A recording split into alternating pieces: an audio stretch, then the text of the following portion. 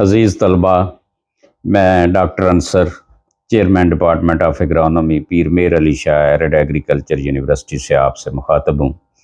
میں نے آج ایک جوڈیشل کمیشن جو واٹر اور انوائرمنٹ پہ بنا ہے پنجاب گورنمنٹ کی طرف سے، ان کا ایک میسج آپ کو کنوے کرنا چاہتا ہوں۔ وہ میسج یہ تھا کہ کراپ ریزیڈیو برننگ پہ آج میٹنگ تھی۔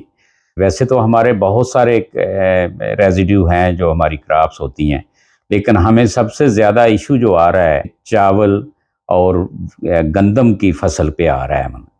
تو گندم کا ریزیڈیو تو ہم فاڈر کے طور پہ استعمال کرتے ہیں، لیکن چاول کا ریزیڈیو اتنا زیادہ استعمال نہیں ہو رہا، تو لہٰذا اس کو سمجھنے کی بھی ضرورت ہے اور زمینداروں کو سمجھانے کی بھی ضرورت ہے۔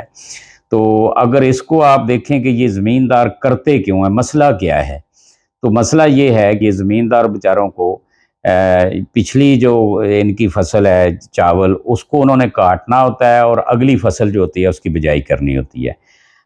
گاؤں میں لیبر جو ہے وہ ملتی نہیں ہے، اگر ملتی ہے تو بہت زیادہ مہنگی ہوتی ہے۔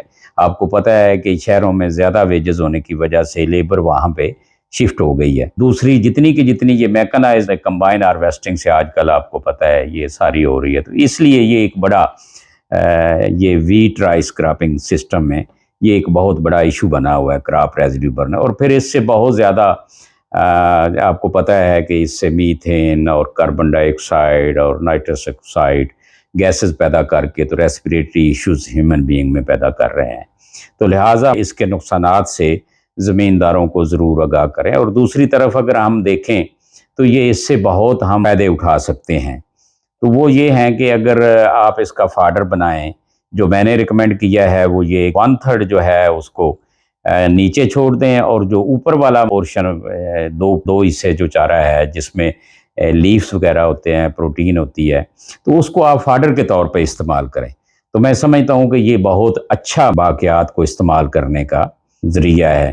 دوسرا یہ ہے کہ آپ کنزرویشن ایگریکلچر میں، خاص طور پہ ایرڈ ایگریکلچر یونیورسٹی کے اسٹوڈنٹس نے کنزرویشن ایگریکلچر کو بہت اچھی طرح یہ سمجھتے بھی ہیں کہ آپ اس میں ریزیڈیو کو وہیں زمین پہ رہنے دیں اور اس کے ساتھ دوسری فصل کو وہاں پہ آپ لگا دیں۔ چاول کا ریزیڈیو وہیں پہ رہے اور آپ اس میں گندم کی فصل کاشت کر دیں۔ تو یہ اس میں گورنمنٹ پنجاب کی طرف سے ہیپی سیڈر اور دوسرا سپر سیڈر، پاک سیڈر، کئی ڈرلز آ رہی ہیں اور گندم پلانٹیشن کی جا سکتی ہے۔ تو اس کے علاوہ جو ایک میری پروپوزل تھی وہ یہ بھی تھی کہ جو بیلرز تھے، خاص طور پہ جہاں پہ فاڈر وغیرہ یہ بیلز بن رہی ہیں، ان بیلرز کو بھی یہاں پہ استعمال کیا جا سکتا تھا کہ یہ اس سے یہ جو ریزیڈیو ہے وہ اکٹھا کر کے باقی میں آپ گندم کو کاشت کر لیں۔ کھاد اس سے بنا سکتے ہیں۔ آج کل سردیوں میں خاص طور پہ یہ مری ہیٹنگ کا بڑا پرابلم ہے، تو وہاں ان کو اچھی طرح پیک کر کے تو یہ وہاں پہ شفٹ کیا جا سکتا ہے، اور اس سے ایک اچھا کاروبار بھی کیا جا سکتا ہے جو زمینداروں کے لیے بھی مفید ہوگا، اور اس میں جتنی سپلائی چین میں لوگ ہوں گے وہ بھی اس کو ایک بہت اچھے طریقے سے اس کو ٹیک اپ کر سکتے ہیں۔ تو یہ تھا میرا میسج جو میں سمجھتا ہوں کہ آپ لوگوں کو جانا چاہیے، زمینداروں کو سمجھانا چاہیے۔